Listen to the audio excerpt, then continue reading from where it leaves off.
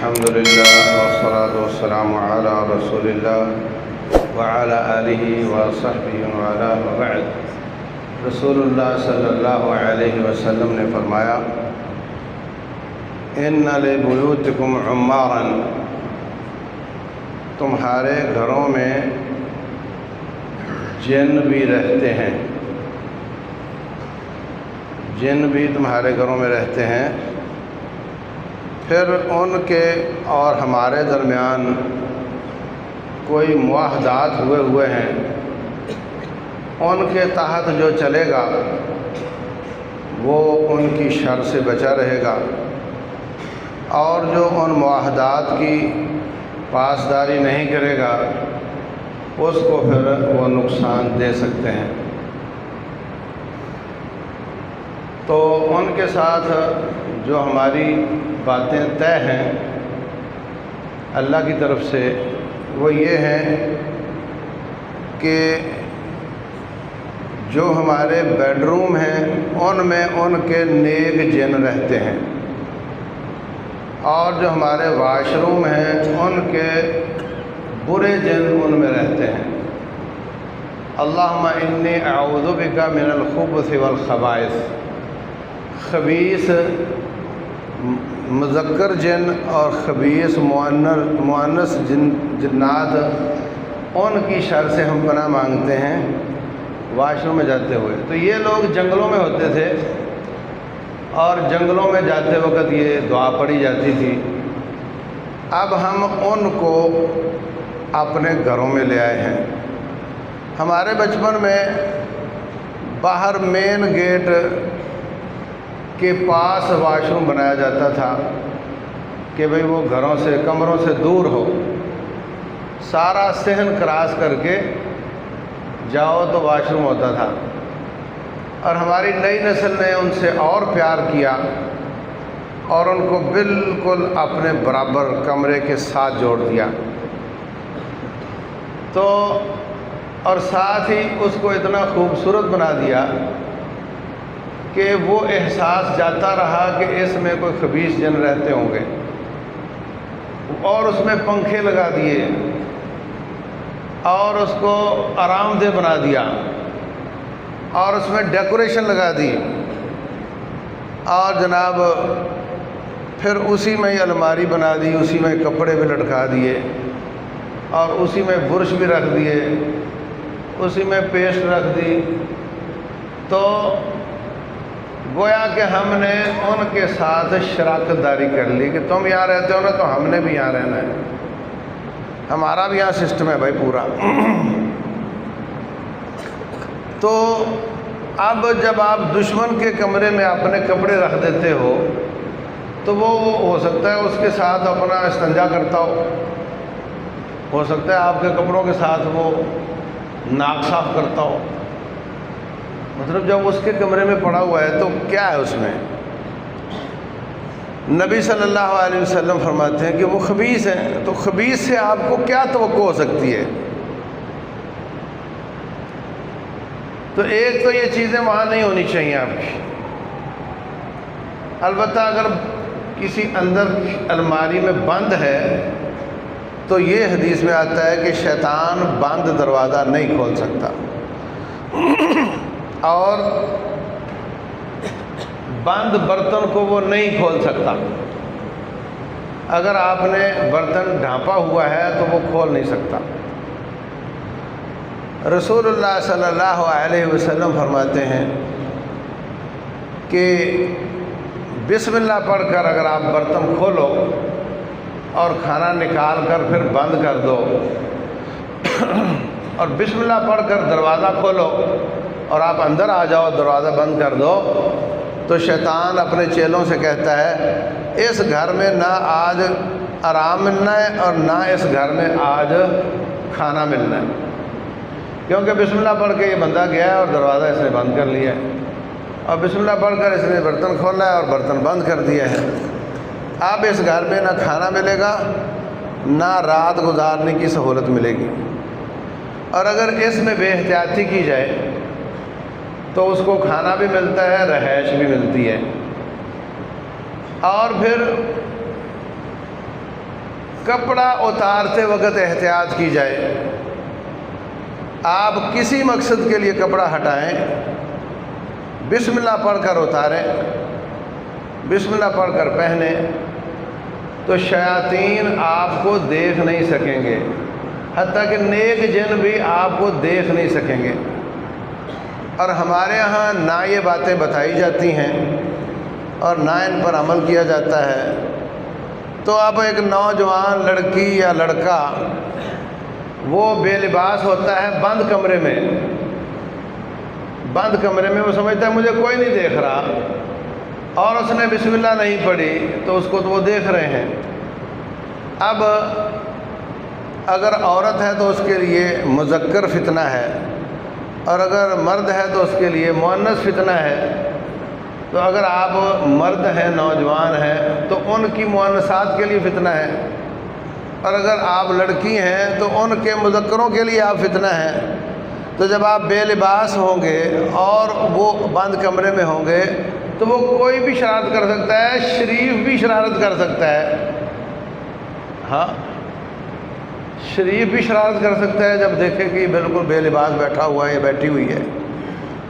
تو یہ بھی ایک احتیاط ہے جو نبی صلی اللہ علیہ وسلم نے بتائی ہے کہ کپڑا اتارنا ہے تو بسم اللہ پڑھ کر، پہننا ہے تو بسم اللہ پڑھ کر، اور برتن کھولنا ہے تو بسم اللہ پڑھ کر، پھر ڈھانپ دینا ہے، اور گھر کا دروازہ بھی بسم اللہ پڑھ کر کھولنا ہے۔ بسم اللہ الرحمن الرحیم نہیں ہے، صرف بسم اللہ۔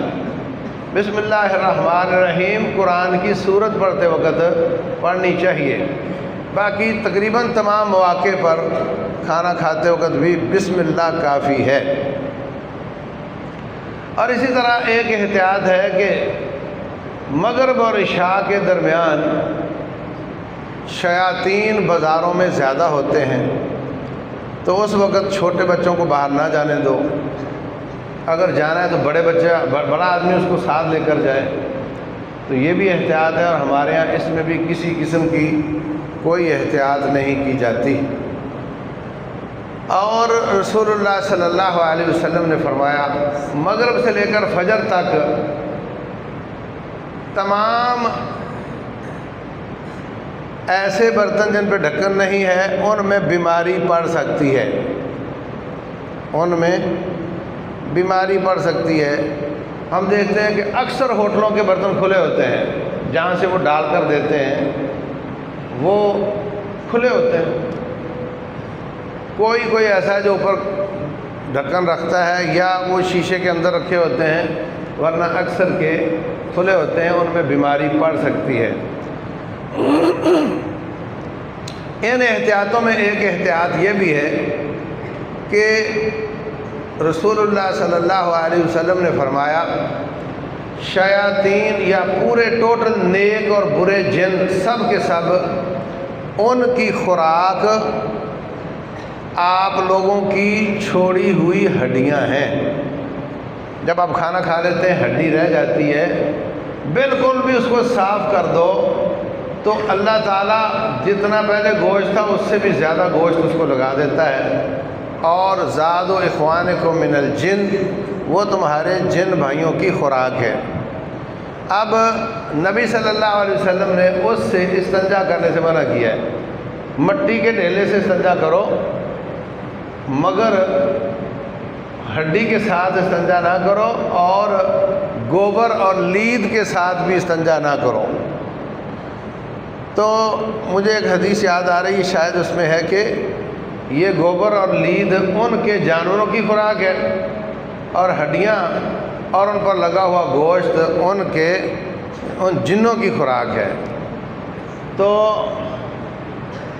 جو شخص ان چیزوں کے ساتھ استنجا کرے گا تو آپ ایسا ہی سمجھو کہ آپ روٹی کھا رہے ہوں تو آپ کی روٹی آگے سے اٹھا کے کوئی اس سے استنجا کرنا شروع کر دے، ہاں، اور پھر اس کو وہاں رکھ دے، تو جتنا غصہ آپ کو آئے گا اتنا ہی ان کو بھی آ سکتا ہے۔ اور جب آپ معاہدہ توڑو گے تو پھر ان کو اخلاقی حمایت مل جاتی ہے کہ وہ آپ کے ساتھ کوئی بھی شرارت کر سکتے ہیں۔ تو اس میں بھی بے احتیاطی کی جاتی ہے۔ حق تو یہ ہے کہ جو لوگ دسترخوان سمیٹتے ہیں یا سمیٹتی ہیں ان کو چاہیے کہ روٹی کے ٹکڑے الگ کر لیں۔ رسول اللہ صلی اللہ علیہ وسلم نے فرمایا اکرم الخبز، روٹی کی عزت کرو۔ جاہل لوگ، بالکل ان پڑھ لوگ روٹی زمین پر پڑی اٹھا لیتے ہیں، لیکن پڑھے لکھے ان کو کوئی عقل نہیں، یہ ان کو ویسے پھینک رہے ہوتے ہیں۔ تو ایک تو روٹی کے ٹکڑے الگ کر لینے چاہیے اور ان کو کچرے میں بالکل نہیں پھینکنا چاہیے۔ اور نمبر 2، جو ہڈیاں ہیں ان کو بھی اگر کسی چھت پر پھینک دیا جائے اور اس کے بعد گھنٹہ جو ایک دن گزرنے کے بعد ٹھیک ہے ہفتے کی جمع ہو گئی پھر کچرے میں پھینک دو، تو وہ جو حدیث ہے کہ ان پر اللہ تعالیٰ مزید گوشت لگا دیتا ہے اور وہ گوشت پھر وہ جن کھاتے ہیں، تو جب آپ اس کو کچرا دان میں ڈال دو گے تو گویا آپ نے ان کا کھانا کچرے دان میں ڈال دیا ہے۔ تو اس پر بھی ان کو غصہ آ سکتا ہے، اس پر بھی آپ کو تکلیف دے سکتے ہیں۔ تو ان چیزوں کی احتیاط کی جائے تو روٹین میں شیاطین یا جن آپ کو تکلیف نہیں دے سکتے، ان کو منع کیا گیا ہے۔ اگر ہم ان چیزوں کی بے احتیاطی کریں، اچھا ایک اور احتیاط ہے، بخاری شریف کی حدیث ہے، ایک صحابی کے ہاتھ میں تلوار ہے، احزاب کے مارکے سے واپس آ رہا ہے چھٹی لے کر، نئی اس کی شادی ہوئی ہے، دیکھا کہ اس کی دلہن دروازے میں کھڑی ہے، اس کو غصہ آیا کہ تو گیٹ پہ کھڑی ہے، کہتی ہے غصہ نہ کرو اندر دیکھو کیا ہے۔ دیکھا تو ایک بہت بڑا سانپ تھا، اس نے جا کر کے اس کو قتل کر دیا۔ تو پتہ نہیں کہ پہلے روح سانپ کی نکلی یا اس صحابی کی نکلی۔ ساتھیوں کو بڑا افسوس ہوا، کہنے لگے جی آپ دعا کریں یہ زندہ ہو جائے، اور میں یہ زندہ تو نہیں ہوگا لیکن میں آپ کو بتا دیتا ہوں کہ ہوا کیا ہے۔ یہ سانپ نہیں، یہ جن تھا، اور ان کے ساتھ طے یہ ہے کہ اگر گھر میں نظر آئے تو 3 دفعہ وارن کرو اس کو کہو نکل جا، میں تجھے مار دوں گا، نکل جا، میں تجھے مار دوں گا، نکل جا۔ 3 دفعہ تنبیہ کرنے کے بعد اگر وہ نہیں جاتا تو آپ اس کو قتل کر دو، تو اس کے رشتہ دار آپ کو قتل نہیں کر سکتے۔ اور اگر باہر گھر کے باہر نظر آئے تو تنبیہ کرنے کی ضرورت نہیں، آپ اس کو قتل کر سکتے۔ گھر میں نظر آئے تو آپ 3 بار اس کو کہو گے، اس کے بعد قتل کرو گے۔ تو اب ہم نے وائلیٹ کیا ہے تو انہوں نے ہمارا بندہ مار دیا، اب ہم اس کا کچھ نہیں کر سکتے۔ تو یہ بھی بہت بڑی احتیاط ہے کہ گھر میں کوئی غیر معمولی چیز نظر آئے اس کو 3 دفعہ کہو، ہو سکتا ہے وہ جن ہو، تو اس کے بعد اگر وہ غائب ہو جاتا ہے، کہتے ہیں جی وہ غائب ہو جائے گا، تو پھر کہاں سے؟ تو ٹھیک ہے غائب ہو گیا تو وہ جن ہوگا نا۔ اگر تو آپ کے گھر میں کہیں غائب ہوا تو تلاش کر لو، نہیں مل رہا تو سمجھو وہ جن تھا۔ تو یہ احتیاطیں اگر ہم کریں گے تو روٹین میں وہ آپ کو تکلیف نہیں دے سکتے۔ لیکن جس طرح انسانوں کو تکلیف دیتے ہیں نا، ایک آدمی جا رہا ہے، دوسرا موٹر سائیکل پہ جا رہا ہے، موبائل چھینا بھاگ گیا، اس طرح شیاطین بھی تکلیف دینے کی بعض شرارتی جو ہوتے ہیں کر سکتے ہیں۔ اس کا حل ہے صبح و شام کے اذکار۔ صبح شام کے اذکار جو کرے گا اس کو کوئی شیطان تکلیف نہیں دے سکے گا۔ لیکن ایک بسا اوقات یہ ہوتا ہے کہ جادو ہو جاتا ہے۔ جادو کیا ہے کہ جس نے جادو کیا ہے وہ گیا جادوگر کے پاس، سنو جس نے جادو کروانا ہے وہ گیا جادوگر کے پاس، جادوگر نے اپنے دوست جن کے وڈیرے کو کہا کہ فلاں بندے کو تکلیف دینی ہے، اس نے اپنے بندے بھیجے اور جا کر انہوں نے اس بندے کو تکلیف دینا شروع کی۔ یہ پروسیس ہوتا ہے جادو کا۔ تو اس میں وہ انتظار کرتے ہیں جس دن یہ اذکار میں سستی کرے گا اس دن اس کو ہم اپنا جادو چلائیں گے اس پر، اور اس دن اس پہ جادو ہوتا ہے۔ تو اذکار کی سستی نہیں کرنی چاہیے، اور اگر جادو ہو جائے تو جو ہم دم بھیجتے ہیں لوگوں کو وہ سنایا جائے اور کرنے والا کیا جائے تو اس کا حل بھی ہو سکتا ہے اور ہوتا ہے۔ لیکن میں کہنا یہ چاہ رہا ہوں کہ روٹین میں ہمیں اپنے آپ کو ان احتیاطوں کے ساتھ رکھنا چاہیے، اور صبح شام کے اذکار اور سوتے وقت آخری 3 دفعہ پڑھ کر اپنے ہاتھوں میں دھتکار کر جسم پر پھیرنا چاہیے۔